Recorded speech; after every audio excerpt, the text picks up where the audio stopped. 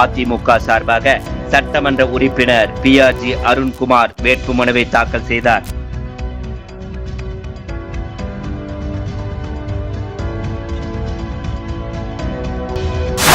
கோவை கவுண்டம்பாளையம் சட்டமன்ற தொகுதியின் அஇஅதிமுக சார்பாக சட்டமன்ற உறுப்பினர் பிஆர்ஜி அருண்குமார் கவுண்டம்பாளையத்தில் உள்ள வடக்கு வருவாய் கோட்டாட்சியர் அலுவலகத்தில் தேர்தல் நடத்தும் அதிகாரி வினோத்குமாரிடம் தனது வேட்புமனுவை தாக்கல் செய்தார். முன்னதாக துடியலூர் அருகே உள்ள குபேர ஆஞ்சநேயர் கோவிலில் சாமி தரிசனம் செய்து மேளதாளங்களுடன் கூட்டணி கட்சியினுடன் ஊர்வலமாக வந்து தனது வேட்புமனுவை தாக்கல் செய்தார்.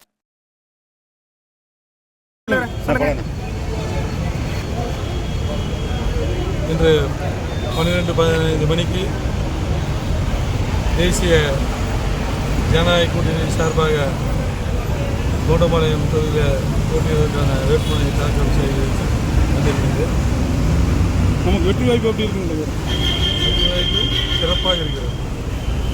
இப்போ ஆப்போனன்ட் எப்படி இருக்காங்க உங்களுக்கு வேட்பாளர்கள்? எங்கள் கட்சி வலுவாக இருக்குது, கூட்டணி வலுவாக இருக்குது, எங்களுக்கு வெற்றி வாய்ப்பு பிரகாசமாக இருக்குது. இப்போ இந்த தொகுதியில் என்னென்ன பிரச்சனைக்கு நீங்கள் இது பண்ணியிருக்கீங்க?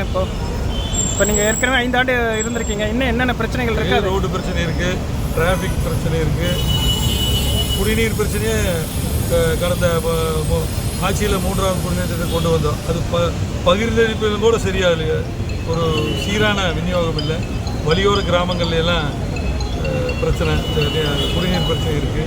கிராம பஞ்சாயத்துலாம் போகிற குடிநீர், அது மாதிரி குப்பை பிரச்சனை, வழியோர கிராமங்களில் குப்பை பிரச்சனை இருக்குது.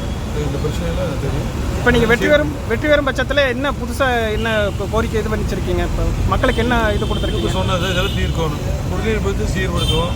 முதல்ல சட்டம் ஒழுங்கு அமைகின்ற அந்த நடப்பாடி தலைமை அமைகின்ற புதிய அரசில் சொல்லி சட்டம் ஒழுங்கெல்லாம் பண்ணுவோம். இப்போ எடப்பாடி டிராஃபிக் பிரச்சனை, குடிநீர் பிரச்சனை சமையலன்னு சொல்கிறேன், அதையெல்லாம் சீர்படுத்துவோம்.